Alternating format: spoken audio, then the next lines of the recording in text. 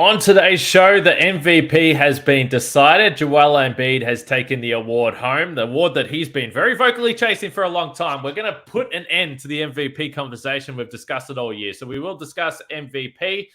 We also need to discuss the idea of Jrue Holiday retiring in 2 seasons. Why did he say this? And what does this mean for the Bucks?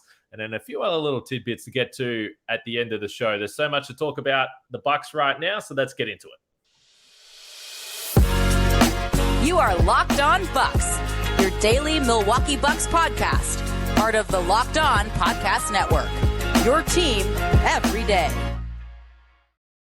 You are Locked On Bucks. My name's Kane Pittman. You can see and hear me on this show Monday to Friday, even through the offseason, and find my work over at ESPN. And alongside me, a man that is suddenly not as busy as he thought he was going to be at this time of year. From the Bucks Radio Network, Justin Garcia for today's episode that is brought to you by eBay Motors, and my computer's just frozen, so I can't even do the read, which is a tough blow for me. But eBay Motors will have more from them coming up. We thank you for making Locked On Bucks your first watch or first listen of every single day, every single weekday, and to the everydays that are sticking with us. I know we've had a few listeners dropping off, but you'll come back because there's going to be news through the offseason. But for those listening every day, I mentioned it yesterday, but Howard Beck's going to be on the show tomorrow. If you've read stuff about the NBA over your lifetime, you've read Howard Beck. He's been all over the place. And it's going to be nice to get an outer perspective of what's going on with the Bucks and perhaps what might be to come. So make sure you tune in tomorrow. eBay Motors, a championship team, is about each player being a perfect fit. Same with your vehicle. So for parts that fit, head to eBay Motors and look for the green check. Stay in the game with eBay Guaranteed Fit. ebaymotors.com. Let's ride. eBay Guaranteed Fit. Only available to U.S. customers. Eligible items only, and exclusions apply. Justin, the MVP. So it dropped today, 7 p.m. Eastern time. Joel Embiid wins the award.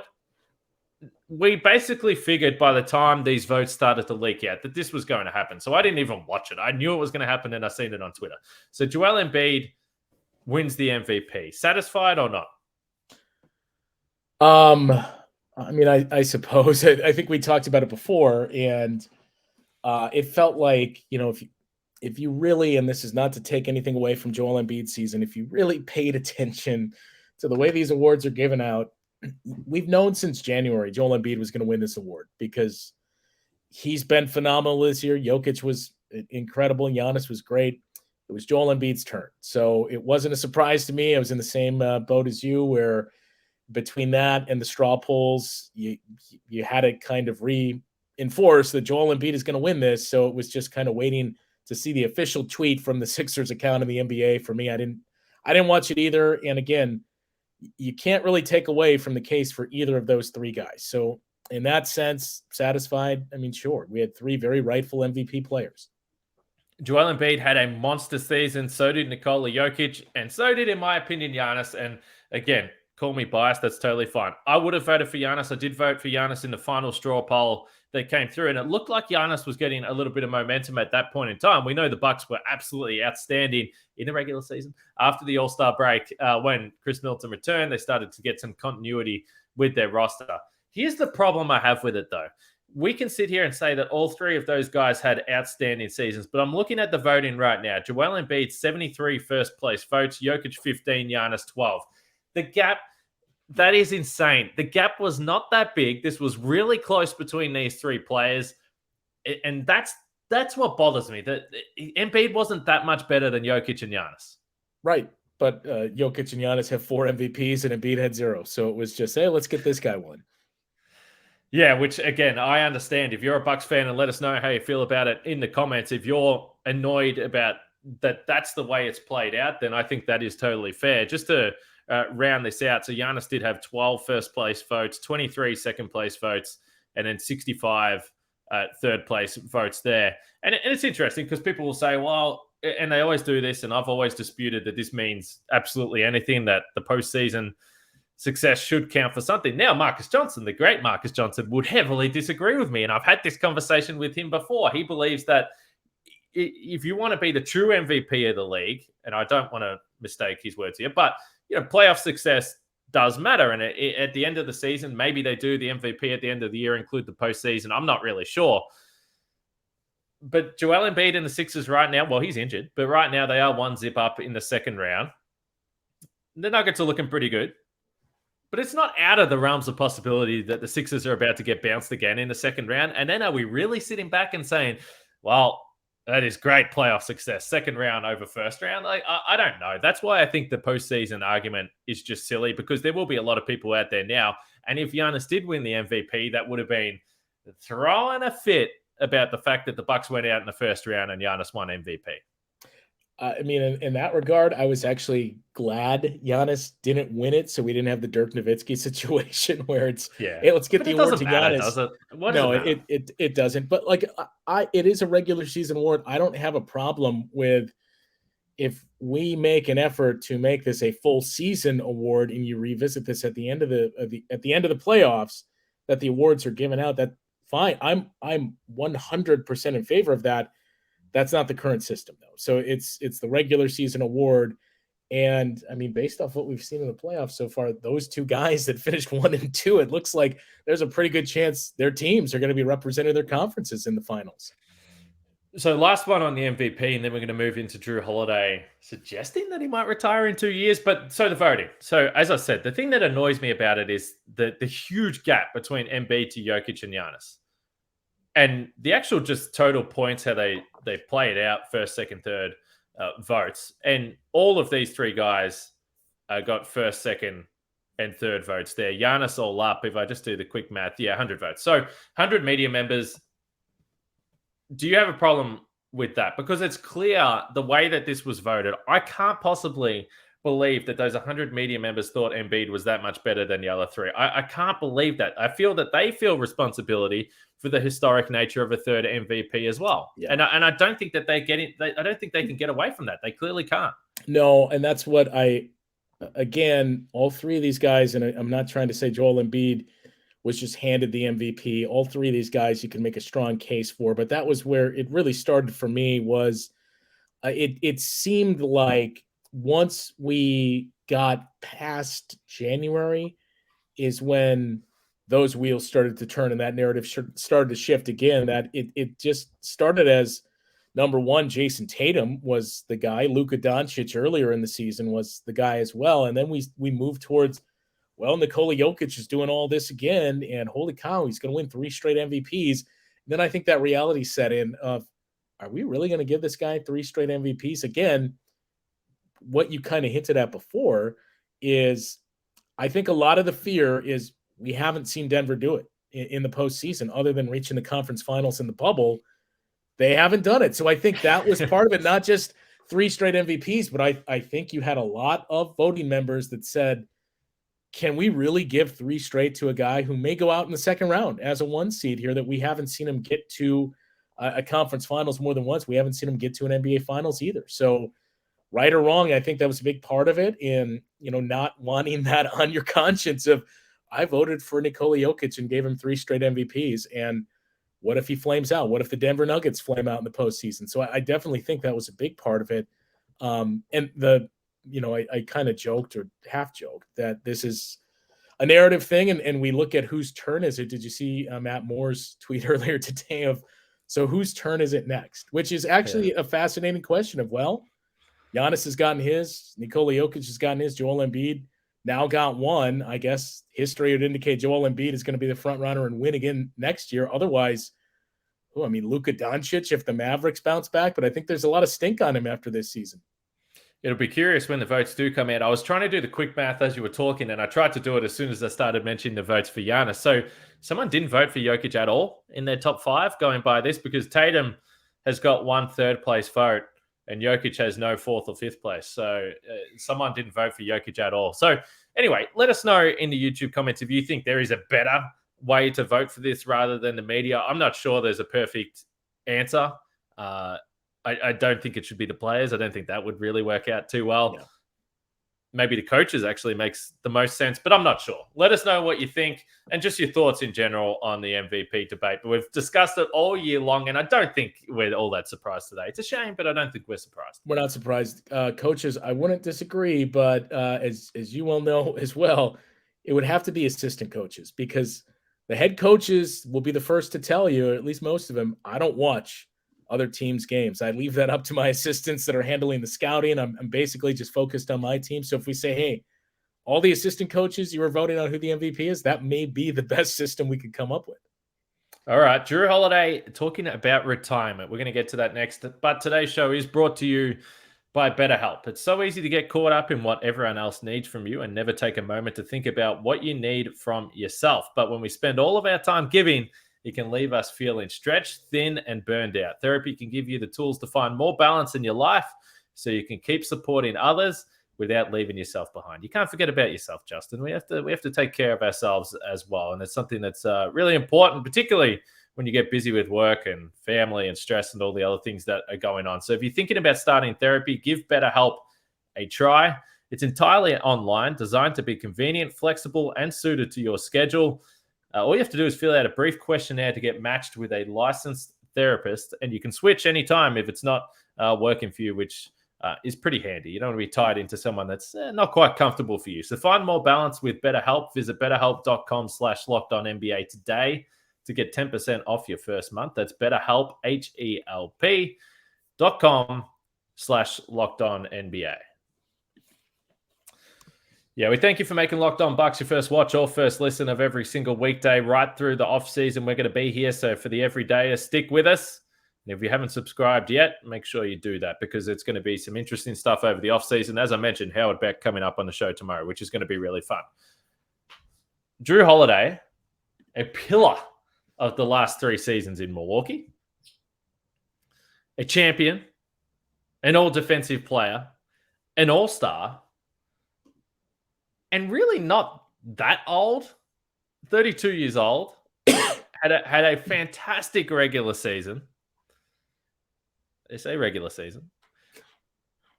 And I'm looking at his contract right here. $34 million or $34.9 for next year, and then a player option for 24, 25, $37.3 million. Jrue Holiday was on the Point Forward podcast with Andre Iguodala and Evan Turner. And he was essentially just the idea of retirement came up. And Jrue said, well, I was having a chat with my wife recently, and she asked me if I really would be done after my next contract after the next 2 years. And he said he feels strongly about that retirement is absolutely on the cards in 2 years when he's 34, 35. Now, that is a fine retirement age, but I know he had a rough postseason series here with Miami. But geez, he could play. I mean, I'm not envisioning that Jrue Holiday is going to fall off a cliff that bad that he can't be a real contributor. And if you ask me, with 1 season to go and then the player option, I would have guessed before hearing this that there would be a team out there that would be willing to pay him some money for another 2 or 3 seasons. Yeah, and so do you have the exact quote in front of you? I did have it before. Have you got it? No, I don't. But you had mentioned it before. He's not saying I'm going to retire in 2 years. He's just saying, yeah, it's on the table. I've talked about it with my wife. And look, plans change, your ideas change as well. So by no means is he saying I'm retiring and that's it. I'm calling it a career in 2 years. Well, his wife. Okay, so his wife, Lauren, asked him, "Are you serious after this contract? Are you serious about retiring?" And Jrue basically said he feels very strongly about it. So no, he didn't come out and say, I'm making an announcement right now, because you can't really do that. Right. But I mean, it's not just, I've thought about it. It's stronger than that. It's pretty strong. Yeah. And look, I wouldn't, somebody is still going to make him an offer and say, look, do you really want to retire? Because here's the offer. I mean, Chris Middleton is going to get contract offers in this offseason as well. So that's assuming he doesn't pick up his player option. I guess the fascinating part of it is what it does for any potential movement, because as you've talked about with Frank as well, there isn't a whole lot of options on this roster to reshape it. And I mean, to say there's not a whole lot, maybe putting it very, very kindly. I'm not advocating for moving Jrue Holiday, but if you were looking at, hey, we got to do something, and there's a nuclear option here of we really need to reshape things, that would be the move that would really make the most sense. I mean, you can't do it with Brook Lopez because he's going to be a free agent. You can't do a sign and trade because you're hard capped. Same with Chris Middleton. And you don't have any other options in terms of signing players. So if the Bucks are going to reshape this roster, you could make moves like trading a guy, other contracts like Bobby Portis and Grayson Allen. But then again, what are you getting back in those deals? So if you wanted to say this is our last push, we got to bring back an impact type of player, that salary is what would bring back an impact type of player. And Jrue Holiday still has, I would think, some appeal around the league, especially depending on the fit. We saw what he did to really take this team to the next level.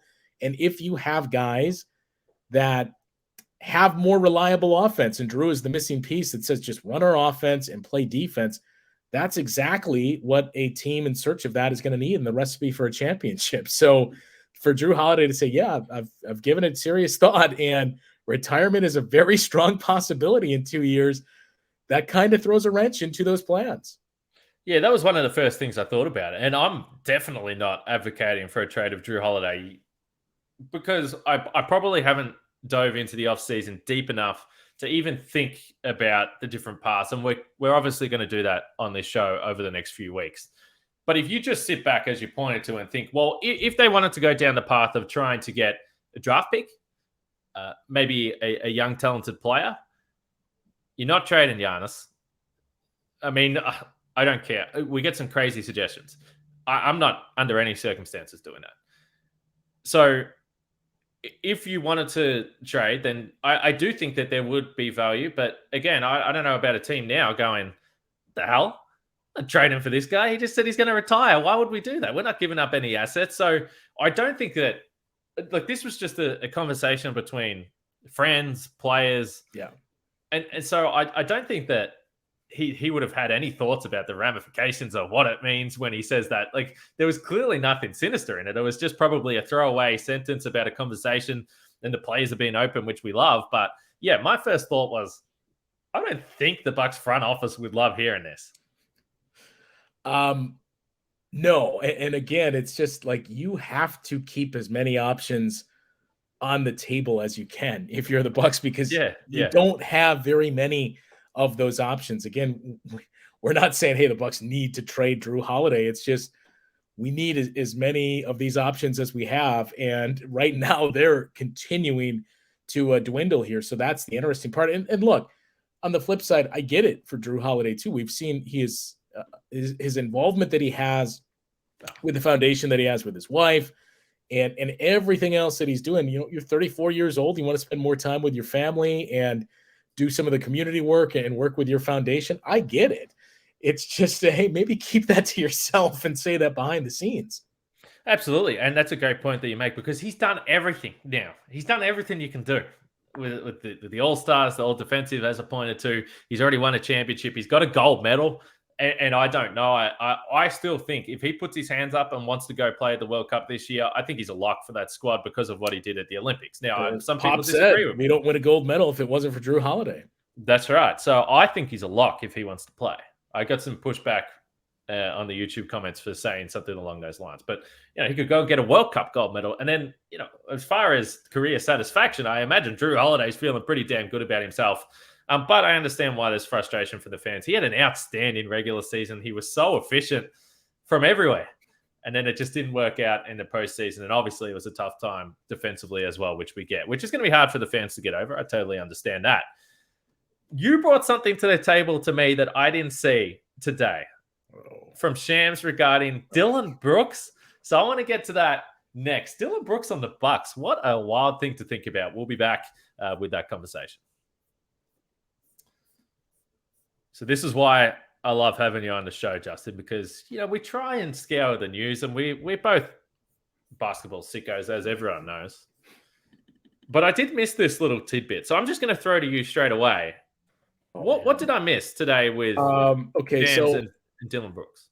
I don't know if it was from today. I just saw the video surfaced today, and I was, as you mentioned that, I was trying to pull it up and see, where did I see this? And it wasn't a deep fake, but Shams Charania had said, it must have, been from today, because they were specifically talking about Dillon Brooks, and it seemed like the portion of the video I saw was the context, basically, where does he go from here, and will there even be a market for Dillon Brooks? And Shams Charania pointed out, well, yeah, I do know. I think there will, and I do know the Milwaukee Bucks called the Grizzlies about Dillon Brooks at the trade deadline. So we see a lot of earlier this morning when I guess you talk about interesting ways of letting something get out there with Jrue Holiday, but the Memphis Grizzlies apparently saying under no circumstances are we bringing you back, which, I mean, you talk about leverage and everything else. That's an interesting play there. But as soon as that news came out, I did see a decent amount of Bucks fans already saying, well, bring him in here. We need to get Dillon Brooks. And look, I think I would be in favor of that, but we should preface with there's no real way for this to happen because, as we just mentioned, the assets aren't really there. You can't trade for him because he's going to be a free agent. And I don't believe the Bucks have their taxpayer mid-level to use this summer. So there's no real way of getting him. But just to hear that tidbit from Shams of, we saw them bring in Jay Crowder, and, oh, yeah, by the way, they called about Dillon Brooks at the deadline too. Well, it's fascinating. I don't think it would fit the personality styles of what the Bucks have tried to bring into the locker room over the last few years. That's fair to say. It would be a bit of a contrast. I think that's fair to say. I don't think that I would love all the baiting and talking rubbish about some of the best players in the league. I don't think you want to be inviting that. And I'm not saying that it was all Dillon Brooks this year, but it's fair to say that the Memphis Grizzlies had no easy games because everyone wanted to beat them. Yeah, and I think in the right circumstance and situation, Dillon Brooks is probably exactly what you need for a handful of teams. The Memphis Grizzlies were not that team because, for how would I put it? I think as we saw, they basically just didn't have an adult in the room where the whole team was kind of carrying themselves that way. So when that's the case, it becomes a bit more toxic when there's not some veterans or guys that are kind of keeping you in check and saying, okay, let's rein it in a little bit, Dillon. So there's that, but, also we've talked about this team's offensive struggles the last few years in the postseason, and we would be remiss if we point out, hey, Dillon Brooks is a hell of a defender on the perimeter. If there's one reason other than the off-the-court antics or just the personality that the Memphis Grizzlies would tell him, hey, we're moving on, it's on the offensive side of the ball. Not only he's not even an average shooter, but he thinks he's one of the best shooters on the team. Yeah, I definitely had moments through this season where I was thinking about Taylor Jenkins going from probably the most stable locker room in the NBA to Memphis. It's a hell of a contrast where there really isn't that much drama. We might talk about Jay Crowder in the coming days. There were some interesting comments that came from him. And as you said, I don't think at this point there's a path for Dillon Brooks to come to Milwaukee anyway. But all that kind of trade deadline stuff is definitely interesting because we spoke so much about the trade deadline. There was all that interest in Fred VanVleet. It did look like, as we sit back now, that the front office was, maybe Jay Crowder was the guy they wanted the whole time, but they certainly weren't. They made they made inquiring about making some serious additions. Yeah, they were looking to make some big overtures, as we've kind of heard. And I mean, look, in hindsight, I think you can see why. That as long as you have Giannis, you have to keep this held together by all means, by any means possible, even if that's, we've got this thing duct taped together and it's going to fall apart at any moment. That's the approach that you have to take. And as we saw, I think the one concern that you had in the back of your mind in the regular season was not just, the performances as we talked about a couple of times against the Boston Celtics this year. I think that certainly planted a little bit of seed of doubt in everyone. But the one thing you would come back to is, this is great. And this team defensively, they're right up there, but it is an old group, and we've seen the half court offense grind to a halt in the past in the postseason, but with age comes, this team is not as athletic as they once were. And I think that's what we really saw a lot more of. And especially as you watch the playoffs that are going on now, you see not as many teams that are as old as the Bucks are. So you got Giannis, you got to keep the group together and do everything you can to win a title with him. But you also, at some point, you need to get younger and you need to get some more athleticism out there on the perimeter. And that is not easy to do, to try and thread that needle of, all right, well, the easy approach and maybe the only approach is to keep running it back with this group. But we recognize sooner or later, we're going to run into the matchup that just isn't favorable for us. That's going to be the challenge for this offseason, and make sure you continue to drop your ideas or thoughts. If you can, keep them realistic. We know it's going to be challenging for the Bucks, so it is an interesting challenge to try and go through and look what the Bucks can do. We're obviously going to get very deep into the weeds of the financial stuff and the real options. I'll drag Frank back on the podcast sometime soon to get into that. We're going to go watch Game 1 of Lakers-Warriors, though. Who you got? Let's have a quick prediction for this series. Oh, boy. So I think the series is going to go 7, just because I think the Warriors are going to win. I think it's going to go 7. What we've seen from Anthony Davis, if he can keep that going, that to me is the only way the Lakers beat the Warriors. But I know they overcame some of those road struggles in the first round, but it still is in the back of your mind of, well, we haven't seen this team play too well on the road in the regular season. So I think it's going to go the distance, but I do think the Warriors are going to win the series. Interesting. I think the Lakers will win in 6 or 7. They've been playing some damn good basketball. They seem to like each other now. It's crazy story. And whatever. If you like LeBron, don't like LeBron, the man's 38 freaking years old. He shouldn't be doing this at this point. It's absolutely absurd. So anyway, I can't wait to watch that series. So we're going to go and do that now. As I said, Howard back on the show tomorrow, so make sure you check it out. Subscribe, drop a like, a comment, and everything in between. It's free to do. It really does help support us, and we need all the support we can get during the offseason. So stick with us. Justin will be back. I'm sure I'll drag him on in a few days' time as well. Thanks for listening. Thanks for watching. Let us know your thoughts about everything we chatted, from the MVP to Jrue Holiday to Dillon Brooks. We'll catch you all tomorrow.